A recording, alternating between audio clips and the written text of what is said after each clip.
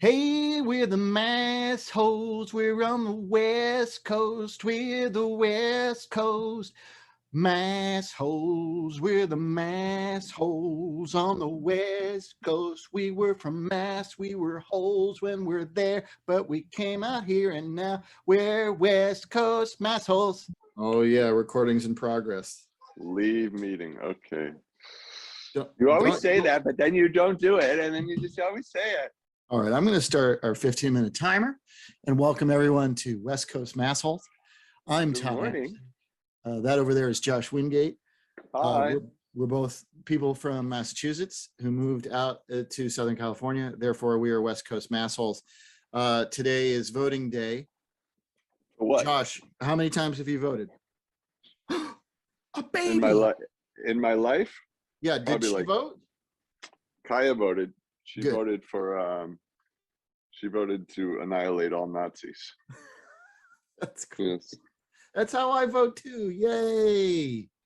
She says, so she wrote in you on all tickets. She can write? Yeah, she's wicked smart. Wow, that's great. Yeah. Congrats on you have a baby genius. Yes, now that baby genius is messing with my tripod. She's huge. You don't have it. Look at the size of it. She doesn't even fit frame. She can't even fit frame anymore. She's huge. She is giant. Go to mama. Who'd you vote for? The secret Republican running as a Democrat? Well, I don't live in LA County, so I don't have to concern myself over which. Whoa, mama, help me. She's trying to bring. It's the baby messing with your tripod. Well, the mother creature already had broken the tripod at some point, and then the baby creature was just trying to destroy it once and for all. So she got a hold of one of the legs. Mark, help me out. Yeah, it's funny. I know. So so you can't vote in LA? Yeah, I don't vote for the mayor of LA because I live in Ventura County. Yeah, Naziville. Yeah, Nazi town. I have to concern myself about which Nazi sheriff I want to run the county. I voted for the one who's not incumbent because he didn't endorse Mike Garcia. That was my whole thing going through the ballot out here, is finding out who is tied to who. Because, they don't necessarily say for like sheriff's office, it's like a nonpartisan office. Oh, yeah, right. Not that your county's not doing any better. It's the Democrats who are screwing that up. Great job, guys. Great job, Democratic Party, on that. Wowza. Yeah, my favorite is that Caruso is running as a Democrat. Yeah. Know why? Because he's kind of half intelligent. He's like, oh, if I run as a Democrat, I might actually get a chance and win, and then I can do all my Republican Nazism and it worked for the sheriff. It worked great for the sheriff. So why not him? Yeah. But and it's not like I mean, honestly, yes, clearly Karen Bass is a better candidate. I think there are better candidates than the front runners there because both of them are the same in that they want to fix all the LA problems by adding more cops. I don't know how that's going to fix anything. I don't get that. Yeah. Well, you're just gonna be roundups now too. We're gonna have like roundups of all the vagrant homeless people, and they're gonna put them all in Ventura. Yeah, good luck with that. It reminds me of when I first moved here, when the homeless people would fill out spots in Malibu. They would literally put them on buses and bring them down to Santa Monica and kick them off the bus. Yeah, they did that from Burbank too. Burbank, because they have their own little political thing over there, their own little jurisdiction, they would put them on buses and send them to Santa Monica. Yeah, and Santa Monica goes, sure. And now Santa Monica is like considered one of the most crime-ridden places in California. Is it really? Yeah. Speaking of crime, and vagrants, I'm assuming it was a vagrant. They smashed my car windows last week. You got vandalized? I got vandalized, and they rummaged They rummaged the vehicle, but took very little. They took a trash bag of stuff I was donating to Goodwill anyway. So it was completely useless, except now I have to, money comes out of my pocket to fix the Yeah, stuff. I'm sorry. Is that something that you're insured for or not? Yes, but still there's deductible. Yeah, there's deductibles and it's a pain in the ass. Yeah, of course. I'm sorry. That's terrible. I had this, even the smallest crime, speaking of cops, the smallest crime does make you feel wildly violated, doesn't it? I mean, yeah, but these crimes they don't care about anymore though. The only I've way you never, can I've file never a had any responses, like timely responses from police on any small crimes that I've been the victim of. I'll tell you what.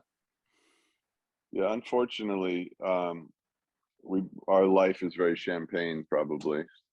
I mean, I'm imagining my buddy's a rookie now at LAPD, and he thought he was going to a sleepy division, and like on night one, he had his sidearm drawn 2 or 3 times, and he was climbing on top of like a Chick-fil-A or a Taco Bell or something, and he was like raiding a Persian meth party, and like there was all sorts of crazy shit going on. And that was that was true. I'm not really? allowed to. My wife said don't say Persian, but that's what I'm just quoting. I'm quoting Because it's racist. quoting. Apparently, but it was apparently. Well, if they were Persians and they were, and there was a meth party, yeah. it's a Persian meth Now party, I've upset my daughter too. She's your anti-racist. daughter doesn't like the racism. No. Very sensitive. Yeah, but yeah. So they could give 2 shits about my white ass's car getting smashed into on a Sunday night. Yeah, but when you go to file a police report now on LAPD, you have to file it online. So I'm like, I'll be a good citizen. And my buddy's like, just do it because it ups the data and the numbers, and maybe they'll up the patrol. So I'm like, all right, fine. We cannot accept your report because of blah blah blah. Well, I did blah blah blah. Okay, so I'll go redo blah blah blah. We cannot accept your report because of blah blah blah. What the fuck? Okay, so I 12 times, and I'm like, okay, I'm just calling. I'll just call and make a police report. And they're like, oh, we'll send you over here. And I'm like, oh, so they send me to officer so-and-so. I'll refrain from his name. Very nice guy. I'm thinking he's there to take my report. He's like, well, to save you the trip down to one of the stations, because if you have to make a police report, you're supposed to go down to one of the stations now. Well, they sent me to tech support. And I'm like, and this officer was a great guy. Nice guy, but he's an officer of the law, and his job is tech support for online police reporting. And guess who still hasn't made a police report? Tech support was no help. No, he would, but he's like, because I was doing it on my iPhone. I don't have like he's like, oh, it's your browser. I'm like, I got an iPhone, man. I'm just trying to like do my job. I'm like, I got other shit I got to handle. I got to like get the card in the shop. I got to do all this stuff. I'm just trying to be a good citizen here. Yeah. And yeah. They don't care. They don't care. That's too bad. Not really surprising, but when I hear what's really going on out there and the crazy shit that goes on in LA, like I'm like, yeah, of course they have to prioritize their crime. And with our wonderful Mayor Garcetti saying, well, I think it was him or somebody, better about politics. Who is the Jimmy jackass who decided that all crimes, all theft under $500 would not be prosecuted? Because that was genius. That was the that wasn't the mayor. That was the DA. The DA. Yeah, that was a genius idea. That was just wonderful. Genius. It was taking things. It's I don't know why that when you talk about these things, everybody has to swing so far in the other direction in order to try and repair something that's broken, because it doesn't work. But I mean, like, I would just say that the law enforcement is kind of broken, period, in this country. Everywhere needs an overhaul. So it's not surprising that you would run into that problem. Yeah, and I mean, I try not to point fingers at anybody, because people are just doing their jobs, and it's not easy to become an LAPD officer. I know that it's pretty hard, and you know, and my buddy, like, I'll speak on his behalf. He really cares. Like, I think he's crazy because he's 42-year-old man who just became a rookie cop in LA. Oh, It's like, Jesus. It's like that Nathan Fillion show. precise. He kind of looks like Nathan too. I'm Does like, he really? That's funny. life imitating art. That's Man. cool. Actually, I mean, I think about that all the time. The one active LAPD cop that I know personally is really good guy, super progressive, super liberal, super critical of the police department. But it is heartening that he's there, you know, and it sounds like it's heartening that your friend is doing it. Yeah, because I think what the cops way. need, Yeah. the cops need more people like us who are willing to do it, you know, and less, but it attracts fascists. It attracts people who want to shoot people with guns. You know what I mean? I mean, that's sort of the problem with, you know, I guess first response in general is, for whatever reason, the job itself and what it requires attracts the wrong kind of sociopathic personality. It can. I think it can. And from what he told me, because he's pretty progressive, very progressive person, and he told me, he said the vetting process was pretty intense, really intense. I mean, he had he like failed psych twice, you know, but which is I think a tactic, and just to see how dedicated you are, and then and you know, and they have to, like, once you do it once, you have to like redo all the stuff all over again. It was like a 3-year process. I was like, you're crazy. Wow. I would have given up. And I know people, like a friend of mine a young guy got out of Marines. He applied for SMPD and he didn't make it past the first time. He's like, oh, I guess it's not for me. And I think they do that on purpose. But he was also saying how progressive it's getting as far as training and protocols and stuff like that. He said there's a lot of positive changes that he's seen, and a lot of the old guard is slowly trickling out, you know, because they've had training officers when they were in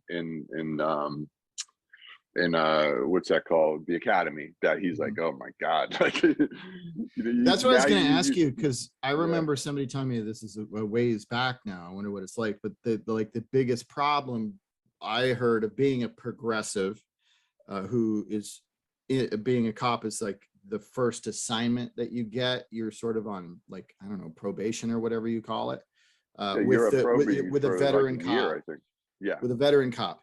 And what I always heard the problem would be is that the veteran cop often is the diehard racist who's going to give the rookie shit for not being racist. So a lot of rookies don't survive that because they don't want to be racist, or they, you know what I mean? So I wonder if that's still true, or if that has shifted away, as you say, because a lot of the old guard has drifted out. Yeah, I think it's a mix. I think a lot of the old guard is shifting out, and he said that, you know, they had a guy come in and give a talk to the academy, and he's like, holy shit, because he was clearly like pro-gun toting, anti-corona, you know, like non-believing in coronavirus stuff, and you know, there's definitely that element, and I'm imagining so too that it would probably definitely depend on what district you end up in. Because you have to end up in, you know, Watts or Rampart, and you end up with some old salty white guy who's there as your parole training officer. He's probably going to be like, you know, leaning a certain way and probably trying to indoctrinate you into the ways of the police department and his ways or her ways. But, you know, I think I would hope that because of the diversity of the city and the diversity of the hiring of LAPD, that would be changing, and hopefully rightfully so. Well, I mean, it's kind of hard when you know the guy at the top is wildly racist and anti-woke, you know, thumbing his nose at the woke mob or whatever he says. It's hard when the top is that. It's hard when the top is that. When the leader of the country is an orange Nazi, things get bad, and they stay bad right into the next presidency as well. It's hard when the guy at the top is a fucking Nazi, and that's what the LAPD has right now, sadly. Well, I think you can look at yes and to play on. Are we improvising? Are we improvising? Craft. Can we get some improvising. suggestions from the audience? Yes, and there's progressive change happening. You know. Yeah. But it's just, I think one is probably slower moving than what is already in place. There's church decay. Oh. Are you gonna miss this during the summer hiatus? What your life is gonna kind of become devoid of meaning now, right? Right. I mean, now I'm gonna look at my offspring and she's gonna look at me and see an empty vessel because I don't have it. She's gonna be like, Dad, why are you such an empty vessel? And I'm like, I don't have Massholes. I'll have to wait for the summer to be over. Summer sucks. You're just like the Red Hot Chili Peppers. You're waiting for another black summer to end, which is certainly true about me every time I hear the Red Hot Chili Peppers song, Black Summer. I'm waiting for it to end. Thing? What? Is that a racist thing? Are you revealing? I don't know. Is the Red Hot Chili Peppers song Black Summer racist? I don't know. I don't even know. I don't even know the song. Oh, really? Mm-hmm. You've never heard it on the radio or nothing? When I hear the word chili peppers, I go, give it away, give it away, give it away now. Give it away, give it away. That was like 1992. See, that's my association with chili peppers. Their new song. And this one. Like that's my other visual association from chili peppers. Remember the Rolling Stone covers? And they were all like covering with two hands, and Flea just put his little hand in front. You don't remember that? It was like it was a thing. I remember them with socks doing the Abbey Road thing. That's all I remember. And I remember Anthony Kiedis wrote in his autobiography about having an affair with like a 15-year-old or something, 14. Yeah, that's not an affair. That is called molestation. Or right. And on one of those songs before the one you were referencing, one of the albums before the one you were referencing, there was a song about it called the Catholic Schoolgirl Rap, and that's a song dedicated to his 14-year-old girlfriend. But how old was he at the time? Was he 17? It was like 20. He was in his 20s. Yeah. Yeah, it's dicey. It's dicey when you dig too deep, isn't it?